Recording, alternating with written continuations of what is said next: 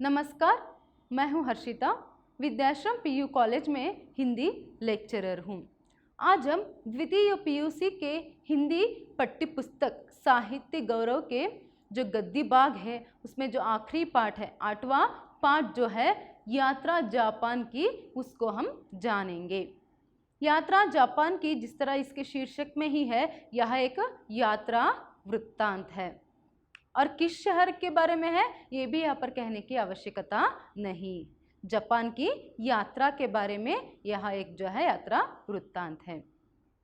किसके बारे में है? देखिए, लेखिका ममता कालिया जो है, ममता कालिया जब जापान जाती है उसके यात्रा के बारे में यहाँ पर बहुत ही रोचक और सुंदर ढंग से जो है यहाँ पर लिखती जाती है ममता कालिया जी। तो आइए पहले हम ममता कालिया जी के बारे में यहाँ पर परिचित होंगे, उसके बाद जो है हम पाठ का प्रारंभ करेंगे। ममता कालिया जी का जन्म 2 नवंबर 1940 में वृंदावन में हुआ। कब हुआ? 2 नवंबर 1940 में वृंदावन में इनका जन्म हुआ। इनके जो पिताजी है श्री विद्याभूषण अग्रवाल जी जो है, इन्हीं से ही ममता कालिया जी ने हिंदी साहित्य सृजन का प्रेरणा जो है ली। इन्हीं से ही हिंदी साहित्य सृजन की जो प्रेरणा है ममता जी ने अपने पिताजी श्री विद्याभूषण अग्रवाल से ही लिया है। इनकी प्रमुख रचनाएं कुछ इस तरह है: छुटकारा, प्रतिदिन, दौड़, बेघर, कितने शहरों में कितने बार आदि सभी इनकी प्रमुख रचनाएं हैं।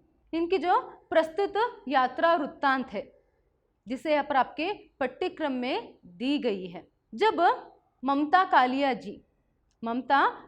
जी 2010 में जापान के टोक्यो और ओसाका में जो विश्व हिंदी सम्मेलन था उसमें भाग लेने के लिए गए थे, तो उसका वर्णन, तो प्रस्तुत यात्रा वृत्तांत में ममता जी ने क्या किया है, टोक्यो में जो विश्व हिंदी सम्मेलन हुआ था उसका जो वर्णन है बहुत ही रोचक ढंग से वहाँ करती जाती है। वहाँ अपने अनुभवों का भी वर्णन वहाँ करती जाती है और उसके साथ साथ टोक्यो जो शहर है उसकी जो सुंदरता है उसका भी वर्णन करती जाती है। इसके साथ साथ जो है जापानी लोगों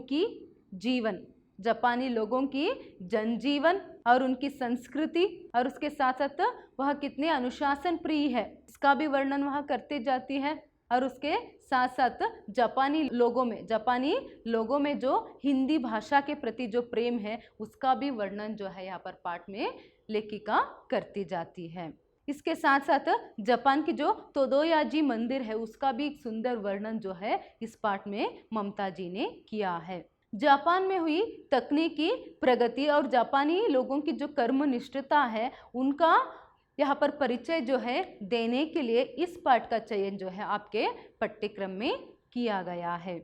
तो आइए आगे पाठ का प्रारंभ करते हुए हम देखेंगे कि किस तरह यहाँ पर टोक्यो विश्वविद्यालय में जो हिंदी सम्मेलन होता है वहाँ पर उनका अनुभव किस तरह रहा और उसके साथ साथ वह कितनी सुंदरता से यहाँ पर टोक्यो शहर का फिर जापानी लोगों के बारे में वर्णन करती जाती है, आगे हम पाठ में देखेंगे। पाठ के प्रारंभ में ही यहाँ पर ममता जी कहती है, टोक्यो विश्वविद्यालय के विदेशी अध्ययन विभाग में, पाठ के प्रारंभ में ही ममता जी यहाँ पर लिखती जाती है कि टोक्यो विश्वविद्यालय के विदेशी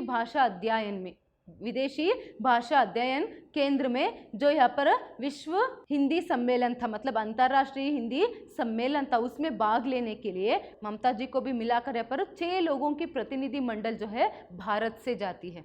भारत से 6 लोगों की जो प्रतिनिधि मंडल है यहाँ पर वो टोक्यो यूनिवर्सिटी में जो हिंदी अंतर्राष्ट्रीय सम्मेलन था उसमें भाग लेने के लिए यहाँ पर निकलते हैं। देखिए कब जाते हैं? 2010 के अंतर्राष्ट्रीय हिंदी सम्मेलन में भाग लेने के लिए। कितने लोग? 6 लोगों के सदस्य। इसे अच्छे से याद रखना है आपको। तो 2010 में 6 सदस्यों का जो प्रतिनिधि मंडल है वह 24 अक्टूबर 2010 को, कितना? 24 अक्टूबर 2010 को जो है इंदिरा गांधी अंतर्राष्ट्रीय विमान स्थल देखिए यहाँ पर 24 अक्टूबर 2010 को 6 लोगों की जो प्रतिनिधि मंडल है वह इंदिरा गांधी अंतर्राष्ट्रीय विमानस्थल पर, मतलब इंदिरा गांधी इंटरनेशनल एयरपोर्ट जो है वहां पर पहुंचते हैं। क्यों जाते हैं वहां? क्योंकि वहां से उनको कहां पर जाना था? जापान। जापान में जो टोक्यो विश्वविद्यालय में जो विदेशी भाषा अध्ययन केंद्र में जो यहाँ पर सम्मेलन था उसमें शामिल होने के लिए, उसके साथ साथ ओसाका विश्वविद्यालय के लिए उन्हें यहाँ पर जाना था। तो इसीलिए इंदिरा गांधी इंटरनेशनल जो एयरपोर्ट है वहां से वो जापान के लिए रवाना होते हैं। तो यहाँ पर लेखिका जी लिखती जाती है कि जो प्लेन है उनमें लोगों की संख्या कम होने के कारण बहुत ही एक आरामदायक सफर जो है उनकी रही करके वो कहते हैं। आगे यहाँ पर लेखिका कहती जाती है इंदिरा गांधी अंतर्राष्ट्रीय विमानस्थल से तो यहाँ पर 6 लोगों की जो प्रतिनिधि मंडल है वह जापान के लिए निकलते हैं। तो जापान यहाँ से जो प्लेन निकलता है वह कहाँ पर जाकर रुकी? नरेटा एयरपोर्ट। कहाँ पर? नरेटा एयरपोर्ट जाकर रुकती है।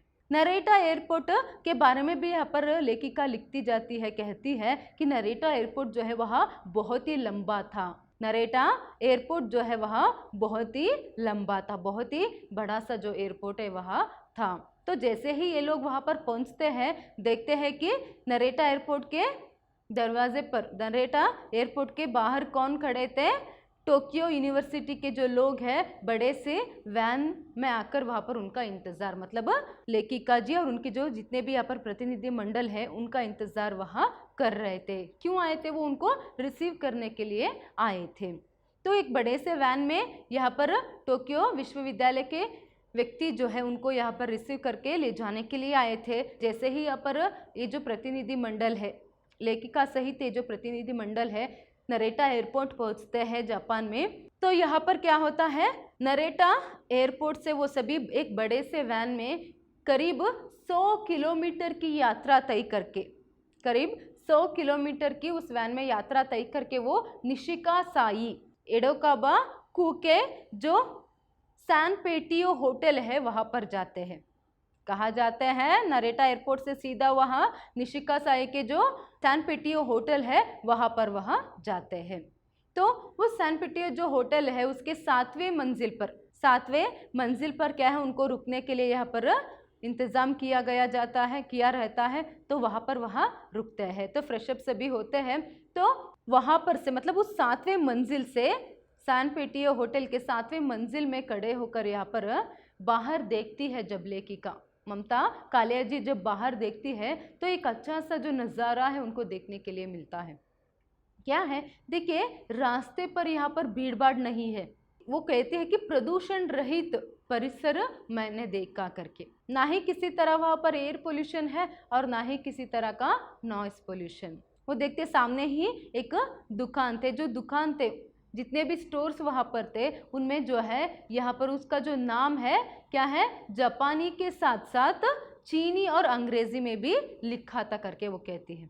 दुकानों के जो नेम प्लेट्स है, जो नाम है वहाँ पर क्या है, जापानी के साथ साथ चीनी और अंग्रेजी में भी लिखा था। और उसके साथ साथ वो देखते हैं रास्ते में ज़्यादा भीड़ भाड़ नहीं है।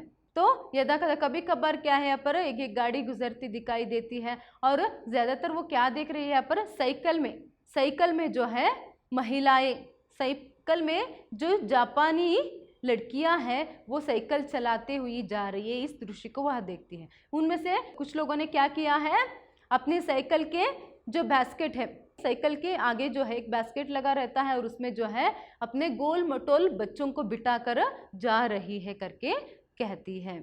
जो वहाँ उनके नज़र में आया, जो उन्होंने देखा उसका वर्णन वो यहाँ पर करती जा रही है। वो देखती है कि वहाँ पर ज़्यादा जो है प्रदूषण नहीं है, गाड़ियाँ भी कम जाती आती दिखाई देती है। ज़्यादातर वहाँ पर लोग जो है साइकिल का प्रयोग करते हैं, जिनके बच्चे भी हैं तो वो भी स्त्रियाँ क्या करती हैं, अपने साइकिल के आगे जो है टोकरी में वह क्या बिठाकर अपनी गोलमटल बच्चों को बच्ची को बिठाकर ले जा रही है। यहाँ तक कि जो मार्केट है वहाँ पर भी शोर नहीं सुनाई दे रहा था करके, यहाँ पर वहाँ से भी जो मार्केट है वहाँ से भी शोर नहीं सुनाई दे रहा था करके, शोर जो है सुनाई नहीं दे रही थी करके यहाँ पर ममता जी कहती जाती है। इस तरह पहले जो है वहाँ के जो परिसर है, वातावरण है, उसका वर्णन वह करती जाती है।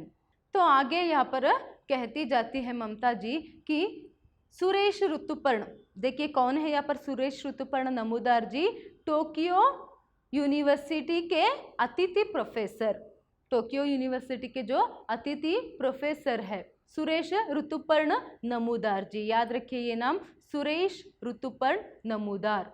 इसके आगे ममता जी कहती जाती है कि सैन पिटिया होटल पहुंचने के बाद वहां से उनको कहाँ ले जाया जाता है, वही नज़दीक के एक जो इंडियन रेस्टोरेंट है, जो भारतीय रेस्तरां है कलकत्ता, वहां पर उन्हें ले जाया जाता है।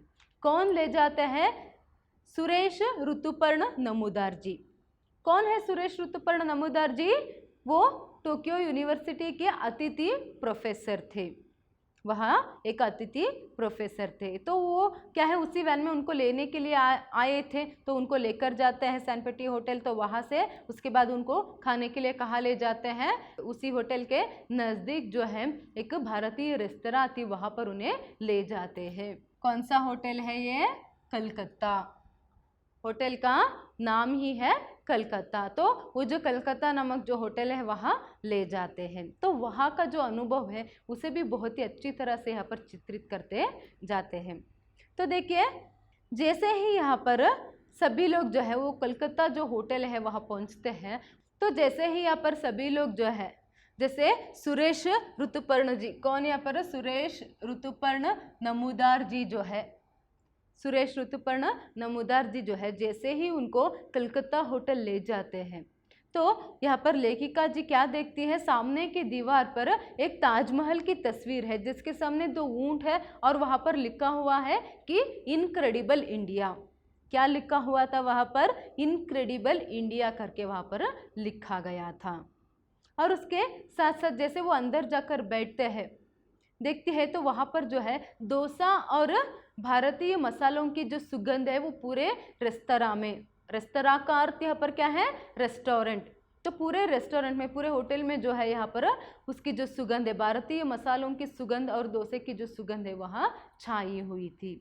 इसके साथ साथ यहाँ पर हिंदी संगीत भी चल रहे थे, इसके साथ साथ हिंदी गाने भी वहाँ पर चल रही थी। ममता जी यहाँ पर कहती है, एक मानो वो जो है हमारे लिए एक छोटा सा भारत है, एक मिनी इंडिया जो है वहाँ पर स्थित था करके ऐसे लग रहा था हमें करके वो कहती है।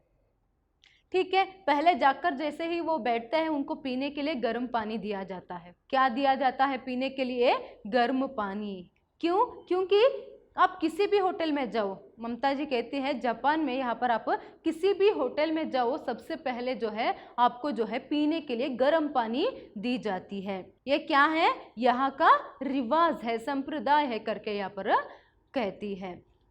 क्या कहा है? क्या है रिवाज? सबसे पहले पीने के लिए गर्म पानी दिया जाता है। ये भी 1 अंक के लिए आपको पूछ सकते हैं प्रश्न, 1 अंक के लिए ये प्रश्न जो है आपको पूछ सकते हैं। तो जापानी होटलों की रिवाज क्या है? यहाँ पर सबसे पहले पीने के लिए गर्म पानी दिया जाता है और उसके बाद पहले गर्म पानी दी गई पीने के लिए, और उसके बाद क्या है, उनको मसालेदार एक जो चाय है वह दी गई जिसमें दालचीनी और काली मिर्च मिलाया हुआ था। एक सुंदर, एक बहुत ही टेस्टी जो मसाला चाय है उनको पीने के लिए वहाँ पर दिया गया। तो उसके बाद जो है जब वो खाना खाते हैं तो वो कहते हैं, मतलब हमें लगा जब हम वहाँ पर खाना खाए हमें लगा कि मानो हम जापान में नहीं शेरे पंजाब में हैं। कहाँ पर है? शेरे पंजाब में। एक ऐसा एक अनुभव, ऐसा एक जो एहसास है हमें हुआ करके यहाँ पर लेखिका जी कहती हैं। क्यों? क्योंकि वहाँ पर जो है सभी तरह की जो भारतीय खाना है वहाँ पर मिलता था भोजन। तो वहाँ पर क्या है, काली उड़द दाल और उसके साथ साथ आलू के पराठे, तंदूरी रोटी और उसके साथ साथ सरसों का साग, इस तरह के क्या है बहुत ही अच्छे अच्छे स्वादिष्ट भोजन जो है भारत के वहाँ पर खाने के लिए मिला, इसीलिए उनको ऐसा लगा कि वो शेरे पंजाब में बैठे हैं या फिर वही एक मिनी इंडिया स्थित है करके ऐसा उनको लगता है। देखिए बहुत ही अच्छी तरह से उन्होंने जो भारतीय रेस्तरां कलकत्ता है उसका वर्णन उन्होंने किया है। ज्यादातर ये आपको 3 अंक के लिए ये जो प्रश्न है पूछ सकते हैं। भारतीय रेस्तरां कलकत्ता का विवरण कीजिए, इसका वर्णन, कलकत्ता का वर्णन कीजिए करके 3 अंक के लिए यहाँ पर आपको प्रश्न पूछे जा सकते हैं। तब आपको यहाँ पर क्या लिखना है, देखिए भारतीय रेस्तरां कलकत्ता के दीवार पे जो है ताजमहल की तस्वीर थी, जिसमें जहाँ पर जो है उसके सामने 2 ऊंट थी और वहाँ पर लिखा गया था कि इनक्रेडिबल इंडिया। ये एक तस्वीर ताजमहल और उसके सामने 2 ऊंटों का तस्वीर और वहाँ पर इनक्रेडिबल इंडिया करके वहाँ पर लिखा हुआ है। उसके साथ साथ भारतीय संगीत, भारतीय मतलब यहाँ पर जो है हिंदी संगीत जो है वहाँ पर चल रही थी। उसके साथ साथ भारतीय मसालों की, डोसा की जो सुगंध है वो पूरे रेस्तरां में जो है छा गई थी और खाने के लिए भारत के जो है हर तरह के स्वादिष्ट भोजन जो है वहाँ पर मिलता था। तो ये जो सभी है उन्हें एहसास होता था कि मानो वो कोई अन्य देश में नहीं, जापान में नहीं, मानो अपने भारत में ही है या फिर शेरे पंजाब में है, ऐसा एक अनुभव जो है उन्हें वहाँ पर होता है। तो आगे यहाँ पर कहते हैं अभी क्या है, करीब 1:30 बजे के लिए उन्हें कहाँ पर निकलना था, टोक्यो यूनिवर्सिटी के लिए। तो करीब 1:30 बजे के लिए जो है उन्हें टोक्यो यूनिवर्सिटी के लिए निकलना था। तो वो क्या है, टोक्यो यूनिवर्सिटी के लिए सुरेश ऋतुपर्ण जी जो है उन्हें लेकर जाते हैं। यहाँ पर आगे क्या लिखती जाती है ममता जी, सैन पेटियो जो होटल है वहाँ से कुछ ही मिनट वो चले, पैदल चले तो उनको जो है एक स्टेशन मिली। ठीक है, अभी भारतीय रेस्तरां कलकत्ता के बाद आगे ममता जी कहती जाती है अभी क्या है, करीब 1:30 बजे के लिए जो है उन्हें यहाँ पर टोक्यो यूनिवर्सिटी के लिए निकलना था। तो सुरेश ऋतुपर्ण जी जो है उन्हें लेकर जाते हैं। वो सैन पेटियो होटल से निकलते हैं, निकलकर वो कुछ ही मिनटों के लिए पैदल चलते हैं तो उन्हें जो है वहाँ पर एक रेलवे स्टेशन जो है उनको वहाँ पर मिलता है। वह स्टेशन को इकी कहते हैं। तो वो कुछ ही समय के लिए पैदल चले तो उन्हें वही नज़दीक के पास ही क्या है, एक रेलवे स्टेशन मिलता है। लेखिका कहती है यहाँ पर तो क्या है, बहुत स्टेशन जो है, रेलवे स्टेशन जो है हम देख सकते हैं।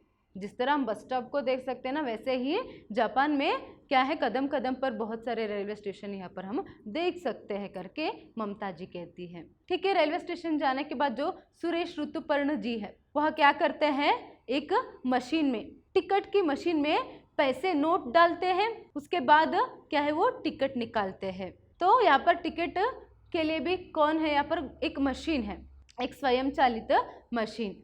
तो यहाँ पर जैसे पैसे डालते वैसे ही टिकट निकल आते हैं। तो ये जो तकनीकी जो है वहाँ पर किस हद तक बड़ी है, इम्प्रूव हुई है टेक्नोलॉजी, ये यहाँ पर हम देख सकते हैं। तो यहाँ पर क्या है, टिकट निकलवाते हैं। तो टिकट निकालने के बाद सुरेश ऋतुपर्ण जी यहाँ पर सबको जो है कहते हैं, समझाते हैं कि जैसे ही यहाँ पर स्टेशन पे ट्रेन आएगी, जैसे ही स्टेशन पर यहाँ पर क्या है, ट्रेन आएगी, गाड़ी आएगी, तो आपको क्या है यहाँ पर जल्दी से उसमें चढ़ जाना है, मगर धक्का मुक्की आपको नहीं करनी है। यहाँ पर कोई भी जापानी यात्री जो है आपको धक्का मुक्की करते हुए दिखाई नहीं देता है करके यहाँ पर कहते हैं। वो उनको समझा रहे, वहाँ के जो रिवाज है, वहाँ के जो जीवन शैली है उसको यहाँ पर वो समझा रहे हैं। यहाँ पर धक्का मुक्की नहीं करनी है और यहाँ पर सब काम जो है पलक झपकते ही करनी चाहिए।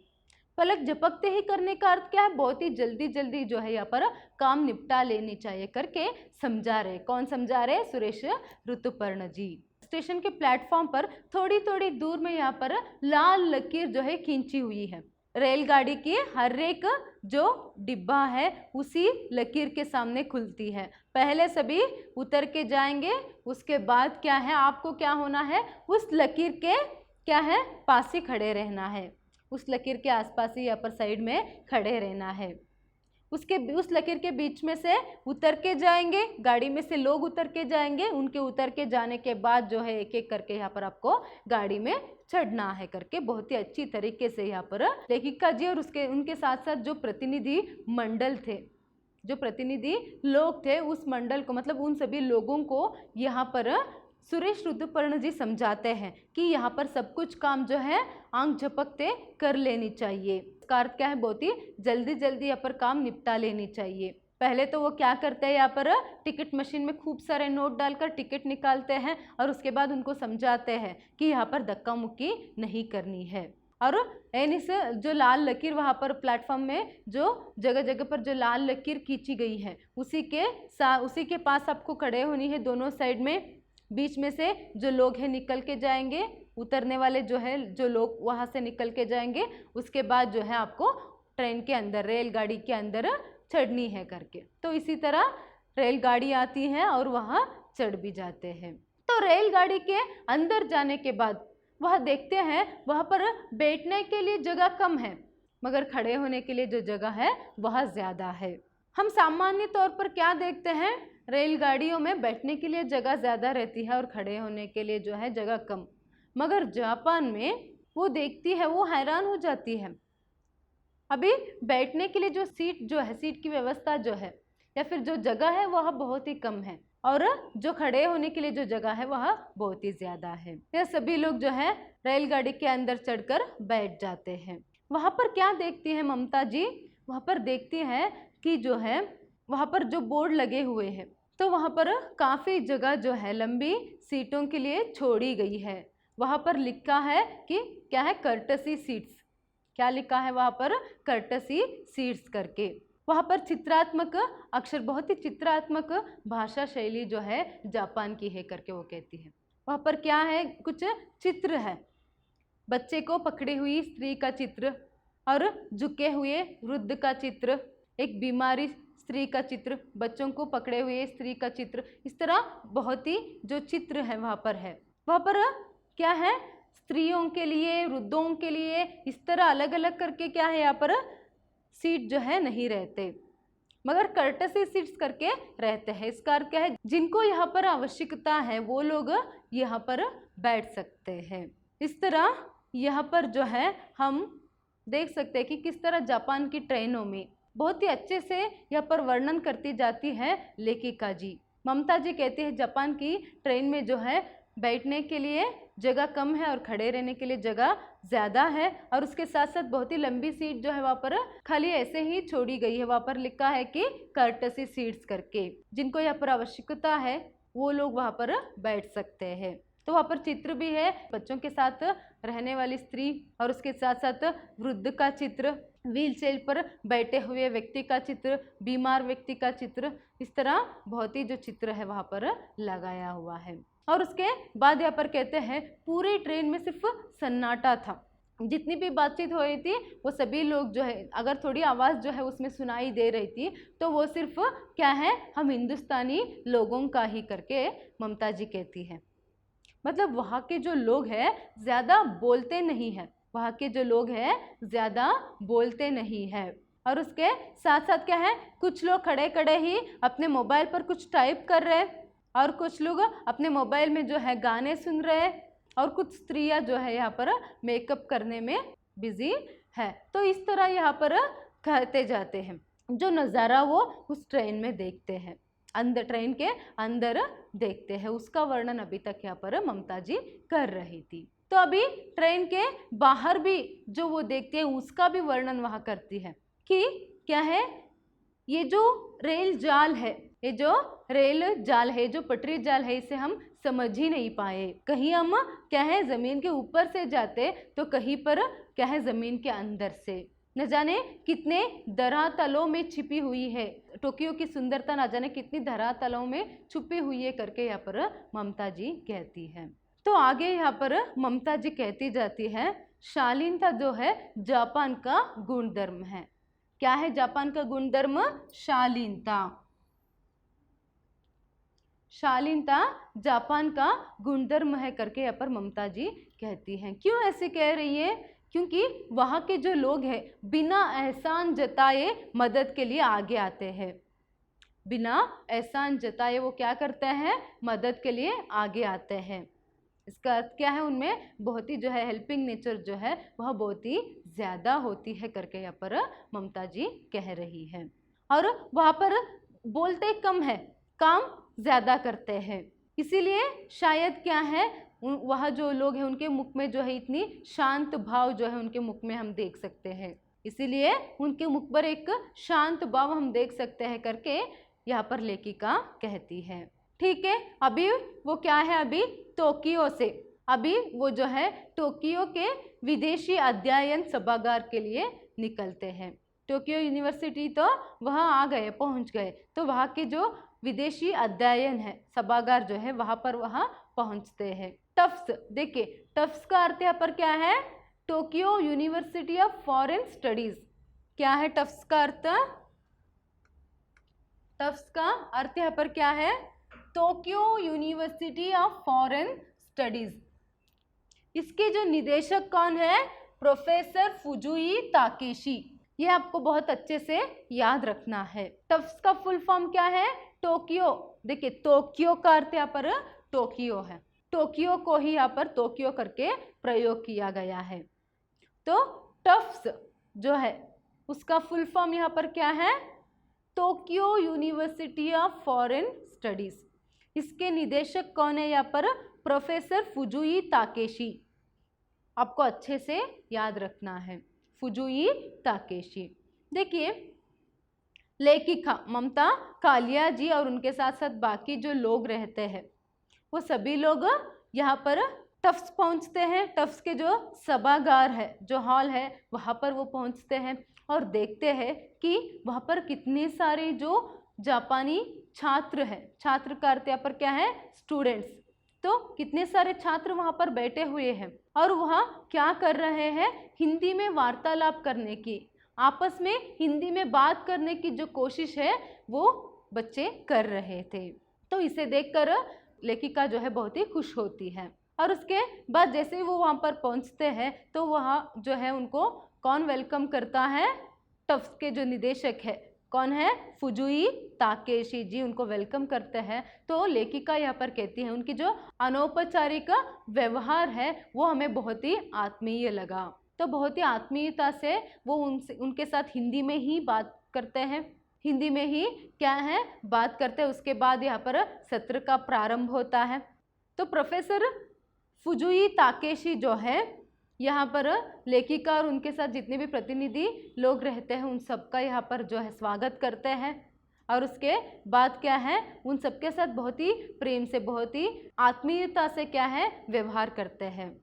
तो कहते हैं जो अनौपचारिक व्यवहार जो है वो उनके साथ करते हैं, उसे जो है ममता कालिया जी और उन लोगों को जो है बहुत ही खुशी मिलती है। और उसके बाद ऐसे ही बातों बातों में उनको पता चलता है कि जो प्रोफेसर फुजुई ताकेशी जो है वो भी क्या है यहाँ पर हिंदू कॉलेज दिल्ली विश्वविद्यालय से है करके। और उसके साथ साथ जो यहाँ पर सुरेश ऋतुपर्ण जी है वो भी यहाँ पर क्या है हिंदू कॉलेज दिल्ली विश्वविद्यालय में प्रोफेसर रह चुके हैं। तो ऐसे में क्या है इनका रिश्ता और यहाँ पर गहरा बन गया। तो लेखिका यहाँ पर कहती है ममता जी हम लोगों का जो है यहाँ पर तिगड्डा बन गया। ये बात पता चलने पर वो तीनों और यहाँ पर क्या है अच्छे से यहाँ पर मित्र बन जाते हैं। तो बहुत ही अच्छे से जो है यहाँ पर उनके साथ ताकेशी जो है फुजुई ताकेशी जो है उनसे व्यवहार करते हैं, बात करते हैं करके ममता जी अभी उनको याद कर रही है। तो आगे यहाँ पर टफ्स के बारे में बोलते हुए यहाँ पर लिखती हैं टफ्स में जो है तकरीबन 50 विदेशी भाषाओं की अध्ययन के लिए व्यवस्था है। कितनी भाषाओं के लिए व्यवस्था है, 50 भाषाओं के लिए यहाँ पर क्या है अध्ययन के लिए व्यवस्था है। और उसके बाद ये जो टफ्स है, जो Tokyo university of foreign studies से जो टोक्यो यूनिवर्सिटी है वो क्या है यहाँ पर पूरे जापान में ही क्या है बहुत ही प्राचीन यूनिवर्सिटियों में से गिना जाता है। बहुत ही प्राचीन यूनिवर्सिटी में से टफ्स यूनिवर्सिटी भी, टोक्यो यूनिवर्सिटी भी एक है करके यहाँ पर कहते हैं। आगे कहते हैं यहाँ पर दक्षिणी, पश्चिमी और एशियाई भाषाओं के अंतर्गत यहाँ पर बच्चों को हिंदी, तुर्की, अरबी, फारसी भाषाओं को जो है अध्ययन करने की सौलभ्य जो है, अवकाश जो है दिया गया है करके कहते हैं। और उसमें भी क्या है यहाँ पर हिंदी उर्दू जो शिक्षण है हिंदी उर्दू की जो अध्ययन प्रारंभ होके 100 साल ही बीत गया करके यहाँ पर, एक शताब्दी ही बीत गई करके यहाँ पर कहती है। देखिए 100 साल से पहले ही 2010 में वो गए थे वहाँ पर। 2010 में लेखिका जी जो है जापान गए थे, टफ्स गए थे। तो उसी समय पर क्या है, हिंदी भाषा अध्ययन जो है विदेशी भाषा के तौर पर टोक्यो यूनिवर्सिटी में टफ्स में प्रारंभ होके 100 साल बीत चुका था, एक शताब्दी ही हो गई थी करके यहाँ पर वो कहते हैं। तो इसके बाद जो है सत्र का प्रारंभ है। तो उद्घाटन सत्र के प्रारंभ से पहले, उद्घाटन सत्र मतलब क्या है यहाँ पर, इनॉग्रेशन से पहले, उद्घाटन सत्र के प्रारंभ से पहले यहाँ पर जो ऋचा शर्मा है, जो उन्हीं प्रतिनिधि मंडल में से जो एक है, ऋचा शर्मा जी जो है बाथरूम जाते हैं। तो वहाँ पर वो देखते हैं कि बाथरूम में वॉश बेसिन के सामने जो है जापानी छात्राओं की जो एक लंबी सी कतार जो है, कतार का अर्थ यहाँ पर क्या है, लाइन। देखते हैं जापानी स्टूडेंट्स की एक लंबी सी जो छात्रों की, विद्यार्थिनियों की जो लाइन है वहाँ पर लगी हुई है, और वह सभी क्या कर रहे हैं, अपने अपने बैग में से टूथब्रश और टूथपेस्ट पकड़े खड़े हैं। बाद में उनको पूछने पर पता चलता है कि वहाँ पर जो है लोग जो है हमेशा खाना खाने के बाद हर बार जो है वह ब्रश करते हैं। खाना खाने के बाद हर बार जो है वो क्या करते हैं, अपने दांतों को साफ करते हैं। इसीलिए तो जापानी छात्रों की जो लंबी सी कतार जो है वॉश बेसिन के सामने लगी हुई थी, टूथपेस्ट और टूथब्रश को पकड़े हुए। तो इस दृश्य को देखकर यहाँ पर लेखिका कहती है, क्या कहती है लेखिका यहाँ पर, शायद इन लोगों को शायद यहाँ पर डेंटिस्ट को कोई काम ही नहीं रहता होगा। तो वो कहते हैं शायद यहाँ पर डेंटिस्ट मक्खी मारते होंगे, इनको कोई दांत संबंधी कोई भी यहाँ पर जो है परेशानी, प्रॉब्लम जो है नहीं रहती होगी करके यहाँ पर वो बात करते हैं। उतने में उसी कतार में खड़ी एक छात्र बोलती है कि क्या है, मगर अभी भी मेरा दांत जो है दुखता है। तो इसका भी वर्णन यहाँ पर कहती है। देखिए यहाँ पर जो है उनकी जनजीवन के बारे में हम जो है यहाँ पर विवरण देख सकते हैं। जापानी लोगों की जो जनजीवन है, उनकी जो जीवन शैली है, उसके बारे में यहाँ पर हम देख सकते हैं। वो लोग क्या करते हैं, हमेशा खाना खाने के बाद हर बार जो है वो अपने दांत को साफ करते हैं, ब्रश करते हैं। इसीलिए तो लेखिका कहती है, ये बात याद रखिए, हो सकता है ये संदर्भ स्पष्टीकरण के लिए पूछा जाए। क्या कहती है लेखिका यहाँ पर तो शायद डेंटिस्ट जो है वह मक्खी मारते होंगे करके कहती है। तो ठीक है, वापस से वो लौटते हैं वापस, और उद्घाटन सत्र जो है, इनॉग्रेशन जो है वह प्रारंभ होता है। तो पहले जो निदेशक है फुजुई ताकेशी जी क्या करते हैं, सबका परिचय करवाते हैं। परिचय में सभी लोग यहाँ पर बोलते भी हैं। तो उद्घाटन सत्र में जो सभी लोग बोलते हैं तो बहुत ही अच्छे से बैठकर यहाँ पर सभी लोग उनकी बातों को सुनते हैं। इसके साथ साथ बाद में क्या है, कुछ लोग प्रश्न भी करते हैं। वो सिर्फ बैठकर चुप से सुनते ही नहीं है ध्यान से, उसके साथ साथ तो क्या करते हैं, वहाँ पर जो छात्र थे वो लोग उनके बात खत्म होने पर वो उल्टा उनसे प्रश्न भी करते, हिंदी में प्रश्न भी करते। तो यहीं पर हम देख सकते हैं कि हिंदी के प्रति, देखिए जब वो सभागार में आते हैं तभी भी सभी लोग आपस में हिंदी में बोलने की, बात करने की कोशिश यहाँ पर करते रहते हैं। तो यहाँ पर जो जापानी छात्राओं में हिंदी के प्रति, हिंदी भाषा के प्रति जो प्रेम है हम यहाँ पर देख सकते हैं। तो जैसे यहाँ पर क्या है, उद्घाटन सत्र सभी यहाँ पर संपूर्ण होता है। तो बाद में सब कुछ होने के बाद क्या है, प्रश्नोत्तर भी चलती है, मतलब वो प्रश्न भी पूछते हैं, उसका उत्तर भी ये लोग बहुत अच्छे से देते हैं। तो उन्हें लेखिका यहाँ पर कहते हैं, उन्हें वहाँ पर बहुत ही खुशी मिलती है, जिस तरह से वो कितनी ध्यान से सुनते थे और कितने अच्छे से वो उनसे प्रश्न पूछते थे हिंदी में। तो इन सबको देखकर लेखिका और उनके साथ साथ जितने भी लोग थे उनको बहुत ही यहाँ पर खुशी मिलता था। तो उसके बाद सिर्फ इतना ही नहीं, इसके साथ साथ वहाँ के जो छात्र थे वो क्या करते थे, ममता कालिया जी से उनकी रचनाओं से संबंधित प्रश्न भी पूछते थे, उनकी रचनाओं से संबंधित प्रश्न भी यहाँ पर पूछते थे। इसी से हमें पता चलता कि जो है वो हिंदी साहित्य के प्रति कितनी रुचि है उन लोगों में। वो ममता कालिया जी की जो रचनाएं हैं उनके संबंध में भी उनसे वो प्रश्न पूछते थे, उनसे वो हिंदी में ही बात करने की जो कोशिश है वो अच्छे से करते थे करके यहाँ पर कहते जाते हैं। और उसके साथ साथ वहाँ पर जो संचालन करने वाली जो लड़की थी, उस सत्र को संचालन करने वाली जो लड़की थी, जो छात्र थी, वो तो बहुत ही प्रवाहपूर्णक हिंदी बोलती जा रही थी। मतलब इसका अर्थ क्या है? प्रवाहपूर्ण का अर्थ बहुत ही अच्छे से, बहुत ही सुंदरता से लगातार हिंदी जो है वह बोलती जा रही थी। तो यहीं पर ममता कालिया जी कहती हैं, यहीं पर हमें पता चला कि सुरेश ऋतुपर्ण और फुजुई ताकेशी जी ने बहुत ही अच्छे से जो है यहाँ के बच्चों को हिंदी सिखाया है। तो उन लोगों को हिंदी सिखाने के लिए जो है भरपूर परिश्रम जो है फुजुई ताकेशी और सुरेश ऋतुपर्ण जी ने किया है करके, क्योंकि वही लोग तो उनके प्रोफेसर थे, तो किया है करके यहाँ पर कहती जाती है। अभी ये सत्र होने के बाद सुरेश ऋतुपर्ण जी उन्हें कहाँ ले जाते हैं? टफ्ट्स के पुस्तकालय में। पुस्तकालय का अर्थ यहाँ पर क्या है? लाइब्रेरी। क्या है पुस्तकालय? मतलब लाइब्रेरी। तो जो टफ्ट्स है वहाँ की जो लाइब्रेरी है वहाँ पर उन्हें ले जाते हैं। टफ्ट्स के पुस्तकालय में 6,18,615 पुस्तकें जो है वहाँ पर थी।